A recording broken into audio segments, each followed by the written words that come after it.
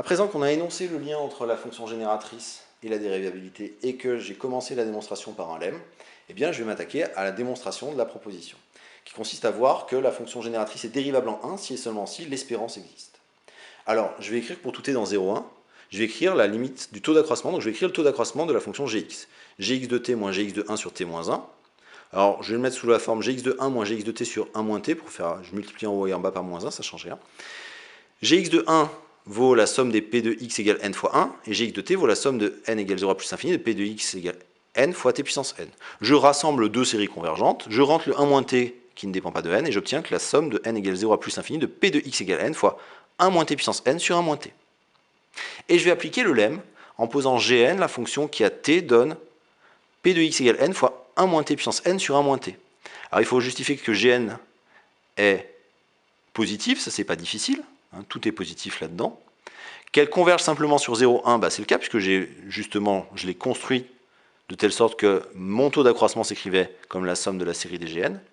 Et il faut la croissance. Et bien, la croissance, elle va venir du fait que 1 moins t puissance n sur 1 moins t, je peux l'écrire comme la somme de k égale 0 à t moins 1 des t puissance k. C'est la somme des termes d'une suite géométrique de raison t. Et là, on voit que Gn est croissante, puisque l'application qui a t donne la somme de k égale 0 à n-1 de t puissance k est croissante, parce que c'est une somme de fonctions croissantes positives. Et donc j'ai la série des Gn qui converge simplement sur 0,1, Gn qui va de 0,1 dans R plus et qui est croissante, par le lemme, dans 0 plus l'infini, la limite du taux d'accroissement vaut la somme de n égale 0 à plus l'infini des limites quand t tend vers 1 de p de x égale n fois 1 moins t puissance n sur 1 moins t. Alors ceci ne dépend pas de t. Et la limite de 1 moins t puissance n sur 1 moins t quand t tend vers 1, ben, c'est n. Pourquoi? Parce que cette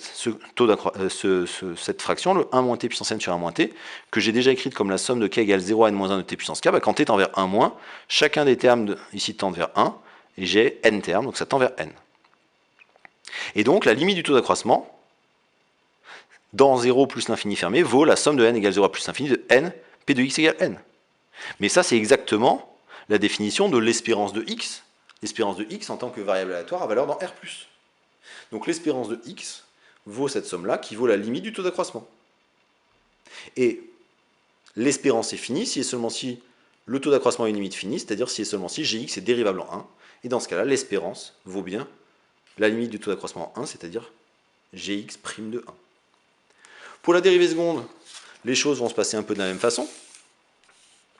Donc pour le point 2, on a déjà vu que si x admettait une espérance finie, si et seulement si gx était dérivable en 1, ben pour la dérivée seconde en 1, je m'intéresse à la limite du taux d'accroissement de gx'. Donc je calcule gx' de t moins gx' de 1 sur t moins 1.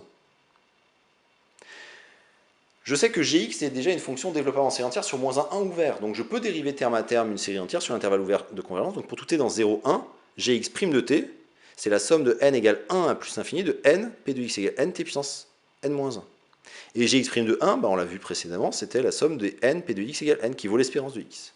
Donc quand je calcule gx' de t moins gx' de 1 sur t moins 1, que je peux encore écrire gx' de 1 moins gx' de t sur 1 moins t, je rassemble ça, gx' de 1 moins gx' de t, ça fait la somme des n, p de x égale n, fois 1 moins t puissance n moins 1, le 1 sur 1 moins t que je fais rentrer là-dedans. Et donc ici, je pourrais poser cette fonction-là, je pourrais l'appeler, c'est celle que j'appelais petit gn tout à l'heure, là j'ai juste multiplié par n, ça ne change ni le fait que la série converge simplement, ni le fait qu'on soit à valeur dans R+, ni le fait qu'elle soit croissante en t. Donc je peux réappliquer le lemme de la même manière que dans la démonstration du point petit 1, en utilisant le lemme, et j'obtiens que la limite du taux d'accroissement là vaut cette somme qui est ici. Sauf que 1 moins t puissance n-1 sur 1 moins t, tend quand t tend vers 1 vers n-1. Donc la limite du taux d'accroissement, c'est la somme de n égale 0 à plus l'infini de n-1, p de x égale n, égalité que je vais noter étoile, qui est vraie dans R+, union plus l'infini.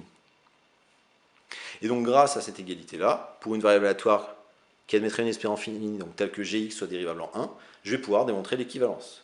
Donc je supposais que x admettait une variance finie, donc si x admet une variance finie, par définition, x admet une espérance finie, et on a vu, c'était avec Koenig-Huygens, que x carré admettait une espérance finie. Donc par le théorème de transfert, les deux séries, la série des n carré p de x égale n et la série des n p de x égale n, convergent. Par le point 1, comme x admet une espérance finie, gx est dérivable en 1. Et par étoile et combinaison linéaire de séries convergentes, puisque ceci, donc, Bah, en écrivant que n(n-1 p de x égale n, c'est n carré p de x égale n qui est le terme général d'une série convergente, moins n p de x égale n qui est le terme général d'une série convergente. Donc cette série-là, en rassemblant deux séries convergentes, est le terme général d'une série convergente. Donc dans étoile, le membre de droite est fini. Ce qui veut dire que gx est deux fois dérivable en 1, et que la dérivée seconde de gx en 1 vaut cette somme de séries. Et cette somme de séries, donc gx seconde en 1, c'est la somme des n carré p de x égale n moins n p de x égale n, ce qui vaut, cette fois-ci en reséparant mes deux séries qui sont convergentes, l'espérance de x au carré moins l'espérance de x. Et donc quand je calcule gx dérivé deux fois en 1 plus gx' en 1 moins gx' en 1 au carré, en utilisant le fait que gx' en 1, c'est l'espérance de x, j'obtiens l'espérance de x au carré moins l'espérance de x, plus l'espérance de x moins l'espérance de x au carré. Les termes en espérance de x s'en vont, et par la formule de Koenig-Huygens, j'ai bien la variance. Pour l'autre sens, on procède exactement de la même façon. Si gx est deux fois dérivable en 1, elle est dérivable en 1, donc x admet une espérance finie, et l'espérance de x vaut gx' de 1 par le point 1. Par étoile, une fois que je sais que gx est dérivable en 1, par étoile, le membre de gauche possède une limite finie, puisque gx est deux fois dérivable en 1. Donc, par étoile, j'obtiens que le membre de droite est une série convergente, et dont la somme vaut gx seconde en 1.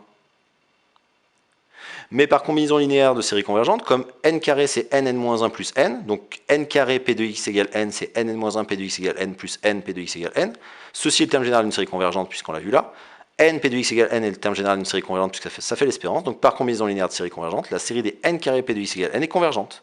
Et par le théorème de transfert, l'espérance de x carré est finie, et l'espérance de x au carré, par combinaison linéaire de séries convergentes, fait cette somme de séries plus celle-là.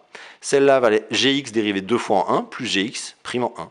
Et je finis en appliquant Koenig-Huygens en disant que la variance de x est l'espérance de x au carré moins l'espérance de x au carré. Sauf que l'espérance de x, c'est gx prime de 1, et donc je retranche à ces deux termes-là, gx prime de 1, le tout au carré, et j'ai bien relié l'existence d'une variance finie à la dérivée seconde de la fonction génératrice en 1.